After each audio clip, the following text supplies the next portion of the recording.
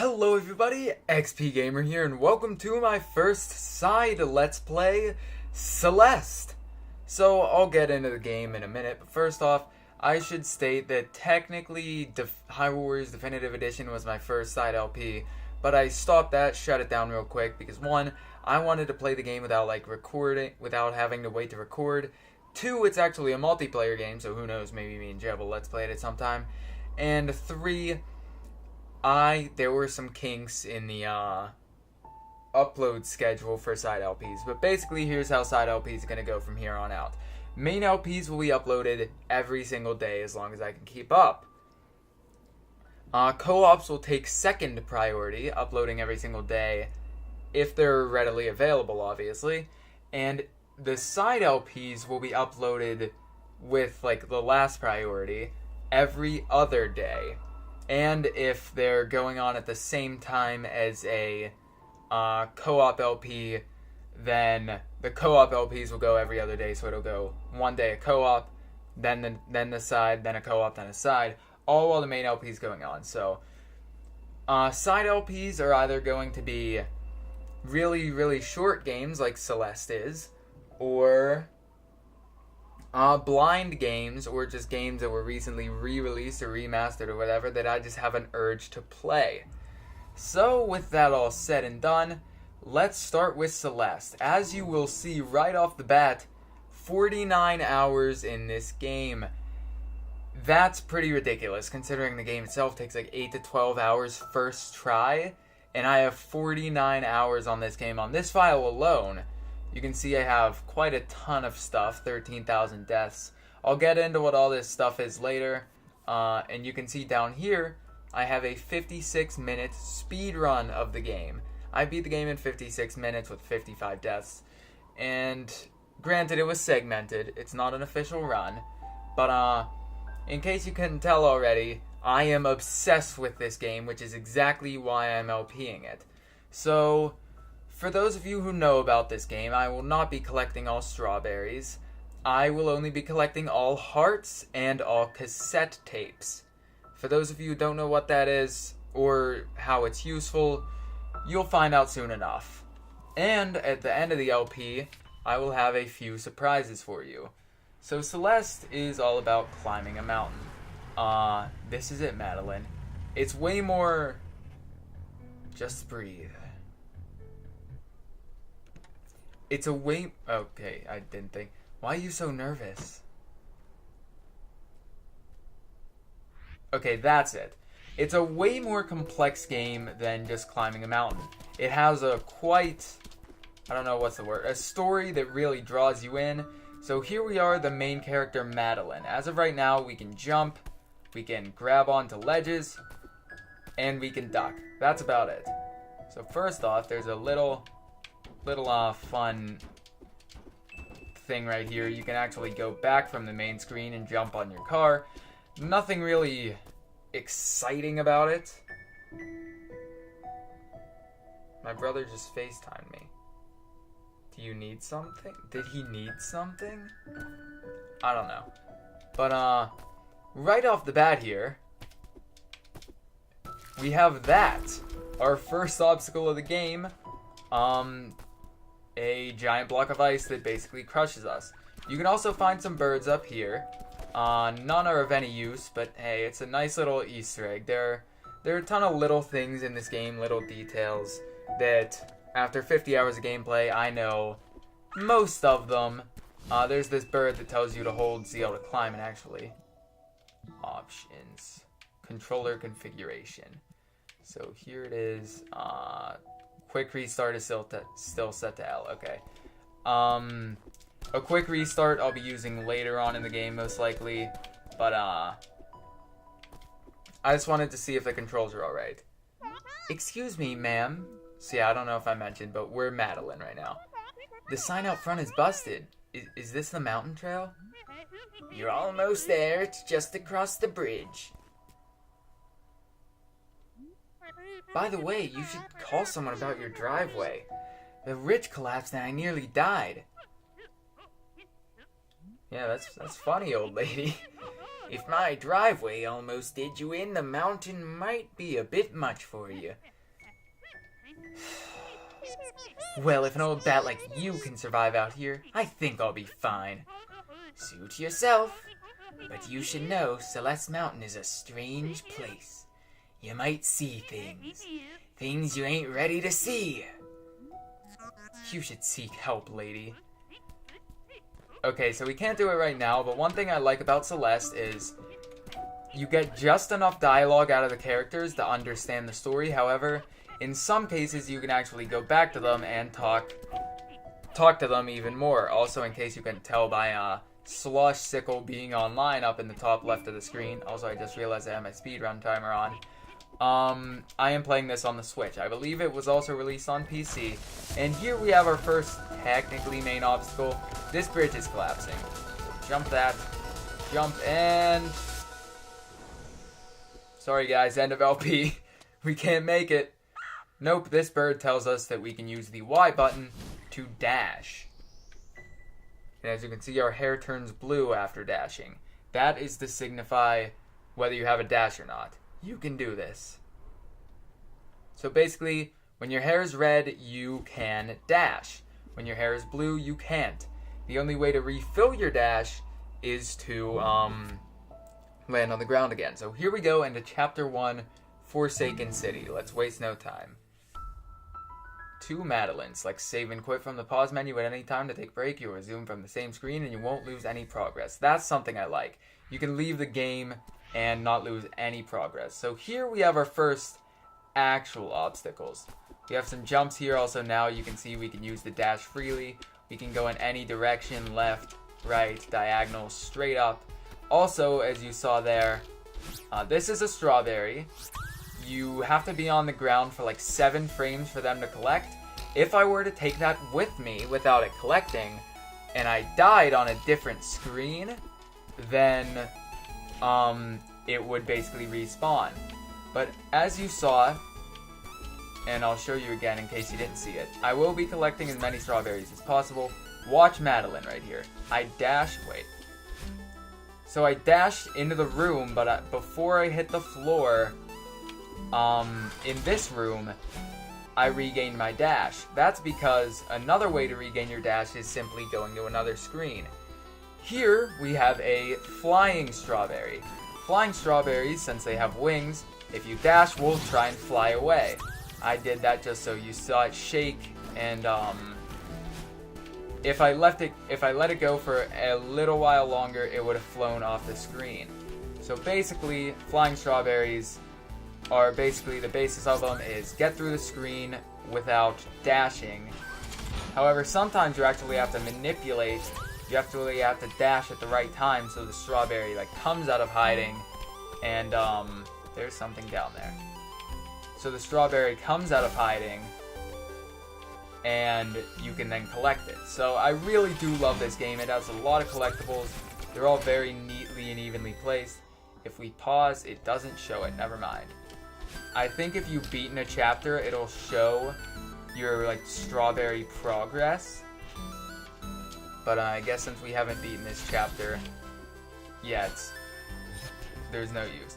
Okay, so first things first, I want to show you something that I'll probably be doing quite often. If you duck, hit the dash and jump button at the same time, you can basically go very, very far. Also, if you dash and jump shortly afterwards, you can go far, not as far, but you will regain your dash in midair. Those are just some speed running tactics I picked up. And here we have an NPC.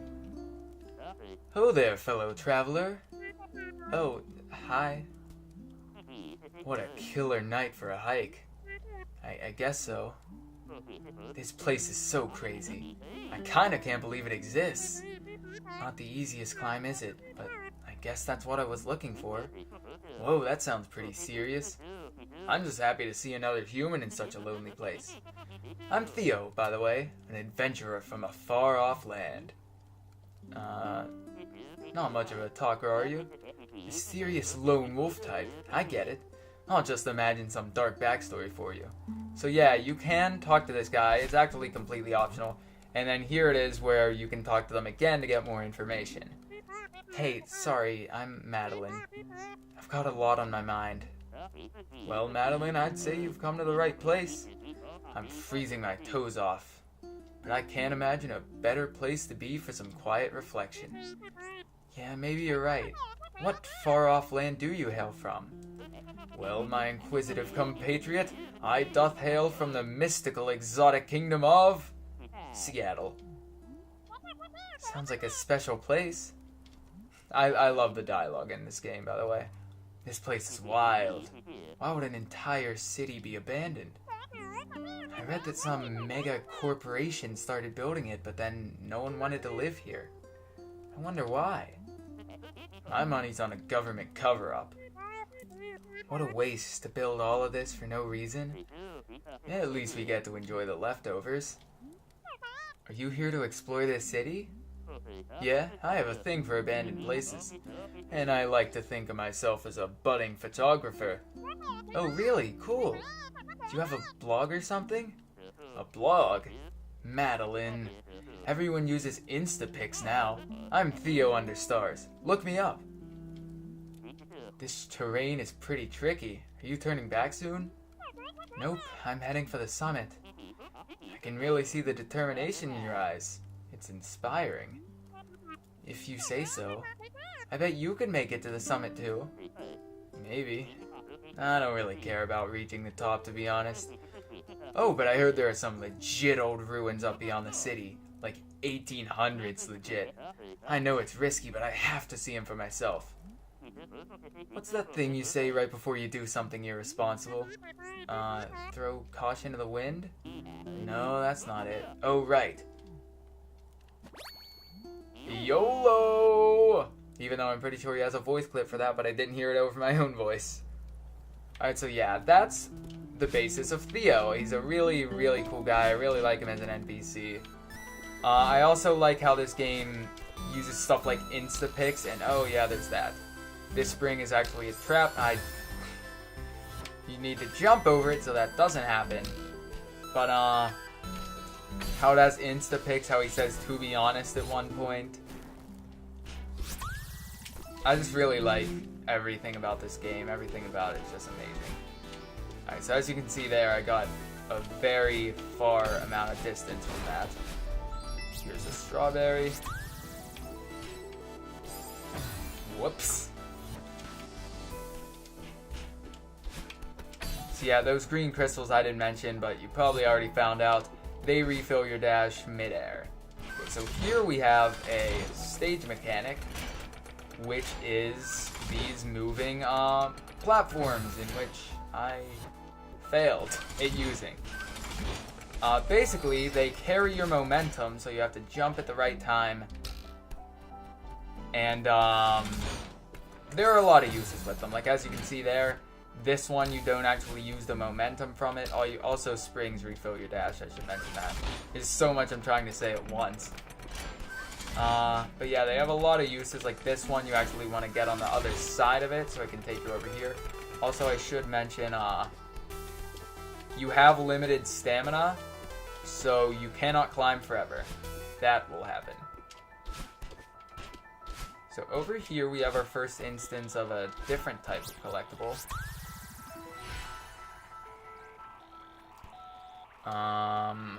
So it's flashing colors, that thing up there, and as you can see, the birds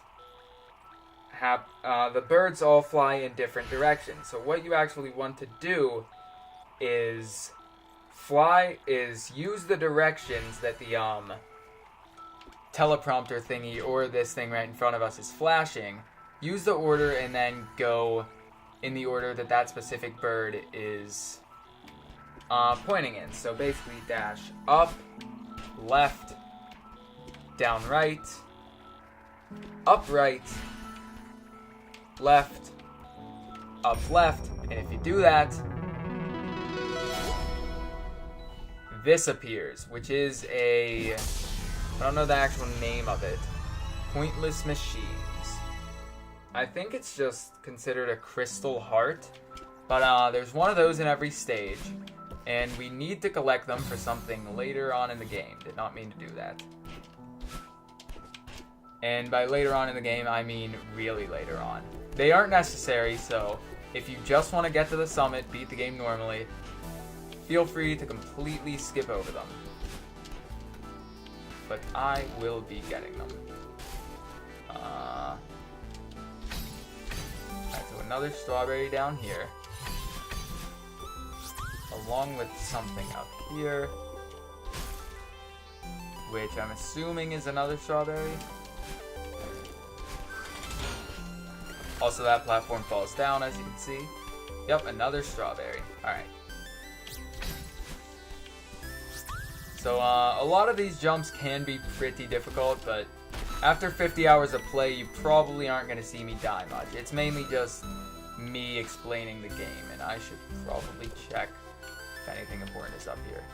Eventually, I don't know, I might start skipping the strawberries. Also, as you can see there, you don't want to jump too early, or the momentum from that thing will actually throw you into spikes.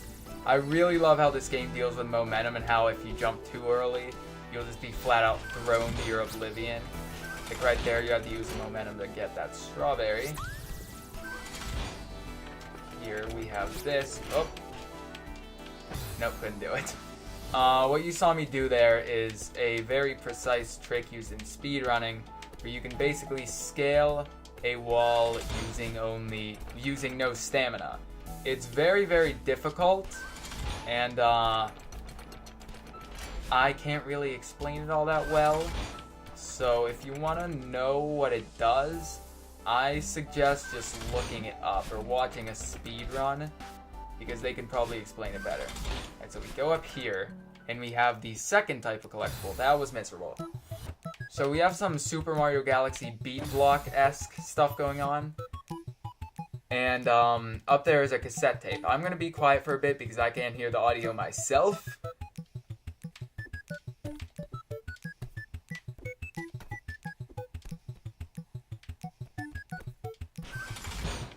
And it's very useful in sections like that.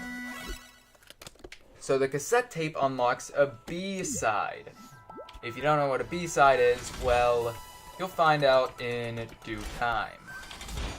And by in due time, I mean considering the order I'm doing this LP in, after we beat the main game. I don't know why I did that. So there we go. Whoops. So now we use the momentum from that to jump all the way over here.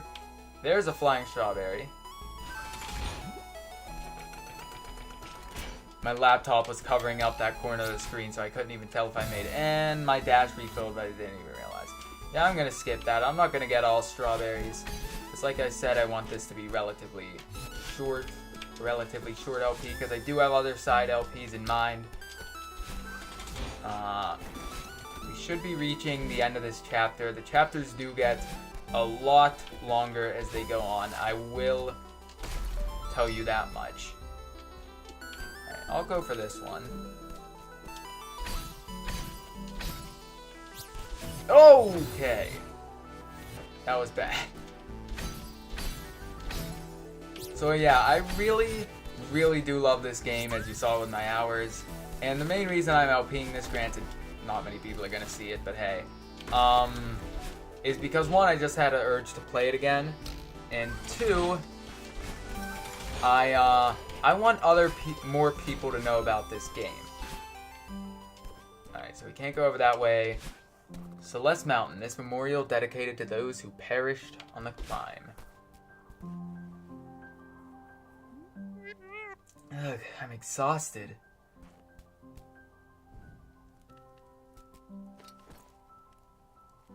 I really wonder how she managed to light that fire the way she did.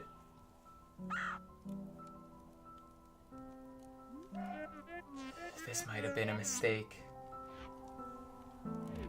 And that is the end of Chapter 1. Chapter complete. So the chapters will get gradually longer.